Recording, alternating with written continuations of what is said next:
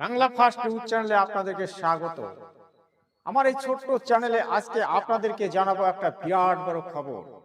এই বাংলা ফিরে পেল বাংলার দামাল ছেলে, যাকে আপনারা চেনেন। বাংলা ফিরে পেল একটা নতুন সরকার, বাংলা ফিরে পেল একজন নতুন মুখ্যমন্ত্রী, যাকে আপনারা চেনেন।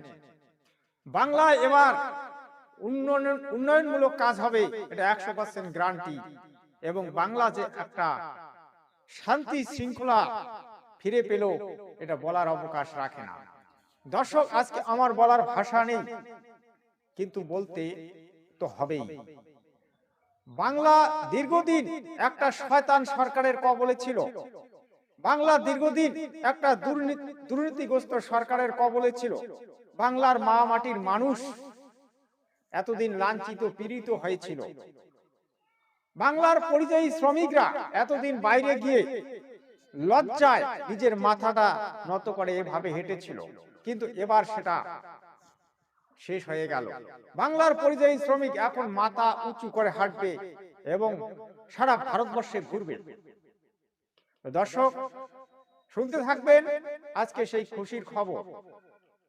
কয়েকদিন আগে আপনারা শুনেছেন যে শুভেন্দু অধিকারীর পিএকে কোনো না কোনো আততায়ী তাকে গুলি করে হত্যা করেছিল। কিন্তু কেন, এটা নিয়ে তো মিডিয়ায় অনবরত খবর চলছে এবং পুলিশ প্রশাসন একদিন না একদিন সমস্ত জালকে ভেদ করে ওই খুনিকে ধরে ফেলবে, 100% গ্যারান্টি। তো দর্শক, আজকে আমরা একটা নতুন সরকার পেলাম এবং নতুন মুখ্যমন্ত্রী পেলাম। তো এই যে মুখ্যমন্ত্রী, তিনি কি রকম হবে কি রকম হবে না, সেটা আপনারা কিন্তু কমেন্টে জানাবেন। শুনুন এই মুখ্যমন্ত্রী কে হলেন, সেটা নিয়ে বিস্তারিত খবর। দর্শক, আপনারা এক নজরে দেখতে পাচ্ছেন বাংলার নতুন মুখ্যমন্ত্রী শুভেন্দু অধিকারী। তিনি কিন্তু সার্টিফিকেট পেয়ে গেলেন, এই কিছুক্ষণ আগেই সংবাদ বেরোলো। তো আপনারা দেখতে পাচ্ছেন বাংলার এক নতুন সূর্য, তাকে আমরা দেখতে পাচ্ছি। তিনি আমাদেরকে কতটা শান্তি এবং কতটা ধৈর্যের সঙ্গে এই সমাজটাকে চালাবেন, আজ সেটা দেখার বিষয়। আমরা 5 বছর দেখব যে এই শুভেন্দু অধিকারী সমাজের মধ্যে কতটা শান্তি শৃঙ্খলা বজায় রাখে এবং কতটা উন্নয়নমূলক কাজ করে, সেটা কিন্তু আমরা দেখব। তো আমরা আরও দেখব যে গত যে এই তৃণমূলী সরকার ছিল, এই ঝঞ্ঝাট সরকার, সেটা তো বিদায় হয়ে গেল। এবার এই নতুন সরকার বাংলার মানুষকে কতটা ভালো রাখবে, কতটা সুস্থ রাখবে এবং কতটা শিক্ষা এবং সর্বদিক দিয়ে কতটা এগিয়ে নিয়ে যাবে, সেটা কিন্তু দেখার বিষয় রইল। দর্শক, আমি একটা এখানে কথা বলতে চাই। আমি আমার এই 47-48 বয়স থেকে দেখতেছি যে সাধারণত দক্ষিণবঙ্গের লোকেরাই মুখ্যমন্ত্রী হয়, কিন্তু কোনোদিন উত্তরবঙ্গের লোক মুখ্যমন্ত্রী হলো না। এটা দুঃখের বিষয়। উত্তরবঙ্গে কি এমন কোনো ছেলে নেই যার যোগ্যতা মুখ্যমন্ত্রী হওয়ার থাকে?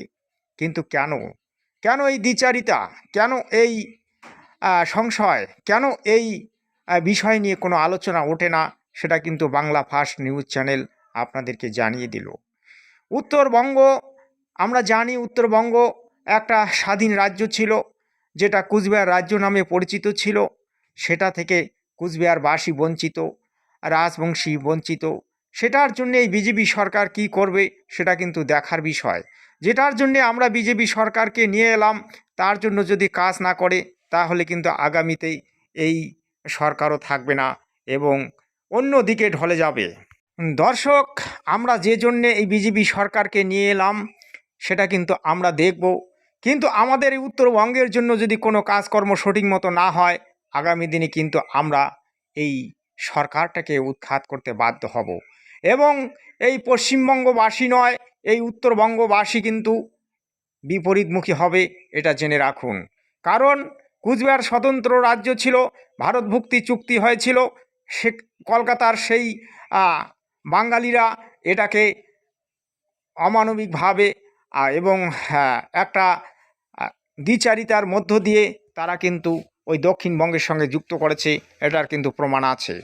তো দর্শক, আপনারা ধৈর্য ধরে দেখবেন এবং ধৈর্য রাখবেন, দেখি এই বিজেপি আমাদের জন্য কতটা কি করে। এটা বাংলা ফার্স্ট নিউজ চ্যানেল তুলে ধরলো, আপনারা অবশ্যই কতটা সাপোর্ট করবেন সেটা কমেন্টে জানাবেন। ধন্যবাদ।